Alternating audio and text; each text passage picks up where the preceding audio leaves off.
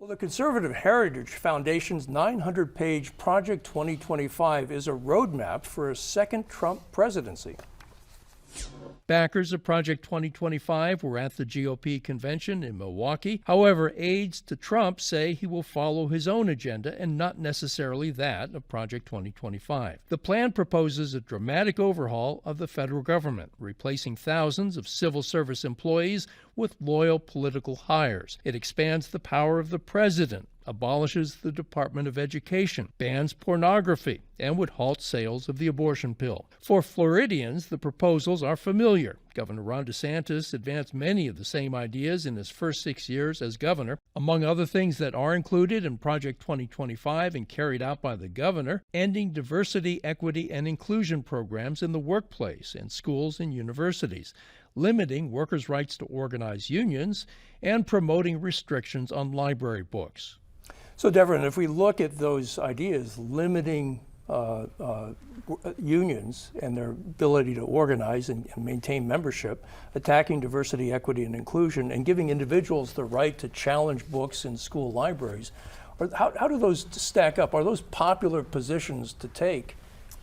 Fortunately or unfortunately, they passed in Florida, and I would tell you this is not about whether they're popular or unpopular. This is about giving families rights to rear their children in the way they want to. It's about opportunity. It really is more about judging people based upon the quality of their ideas that they bring to the table as rather than the color of their skin.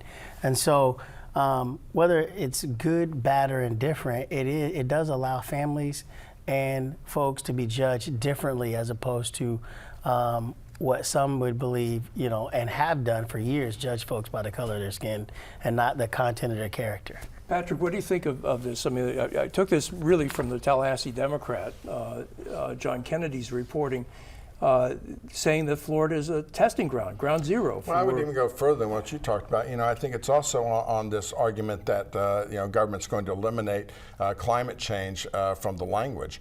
They want to reduce the money being funded to NOAA, which of course is very important to Florida because they track hurricanes and it's very important for us to have it. But they want to cut that budget tremendously because they believe that these people are somehow in the climate change business and creating an economy based around climate change.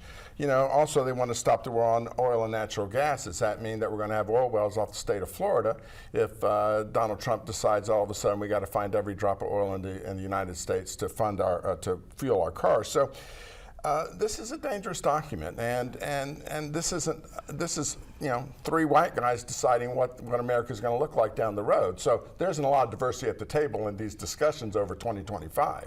And so, I think it's dangerous. I don't like it. Julia, the president, former President Trump says, look, I've got my own ideas. This is not necessarily my plan. And the former president put out a list of things that he wanted to accomplish, which was not Project 2025. Mm-hmm. Exactly. I think it is important at this stage to separate from, there are so many organizations and they all want to be considered as the key or the pillar of what we represent. But I think it's important for the president, as he is doing, the future president of 47, to be separating, just stating what he really wants to choose from. Mm-hmm. Judith Ann, what do you think? Are the Democrats scaremongering here, or is this an actual threat to Floridians? I think it is an actual threat. As you pointed out, many of the pillars of this plan, I mean, it is more than a 900-page document, but many of these ideas have already been implemented here. So it's not like it's far-fetched, something that could never happen.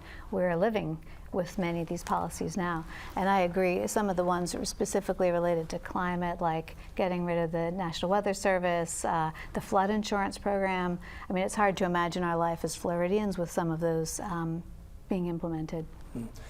Michael, think tanks are really important in Washington, D.C. to provide roadmaps for both Democrats and Republicans. This document, Project 2025, was developed by the Heritage Foundation. How important is the Heritage Foundation? How important has it been to past Republican administrations? If you're looking for a radical think tank that is out of the mainstream for how most polls show Americans thinking, you can find no better think tank than the Heritage Foundation.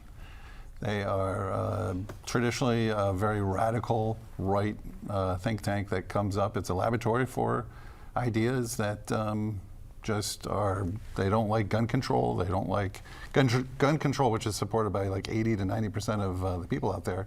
The Heritage Foundation is traditionally against, and they're a hardcore conservative think tank. Devron, if the governor was implementing these ideas, where did he get these ideas from if it wasn't from Project 2025? You didn't say that, but I'm just asking, where do these ideas come from to eliminate DEI or to make it harder for unions to keep their members? I think that in the state of Florida, our state is a little bit different, but I don't want to drive down too far a road where we can't come back. So when I say that, I mean all these parties are diverse. We're all diverse. All these folks up here have different opinions. We don't always agree with everything. Our party's ideologies, we don't agree with all of them.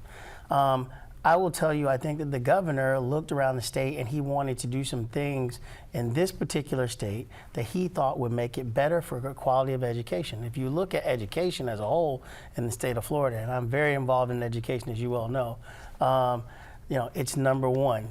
Across the nation. And sometimes you have to focus and drive down and drive into what is important for student learning and abilities. And I think a lot of his ideas came from really looking at creating a quality educational environment for all families, not just Republican families, for all families. Okay.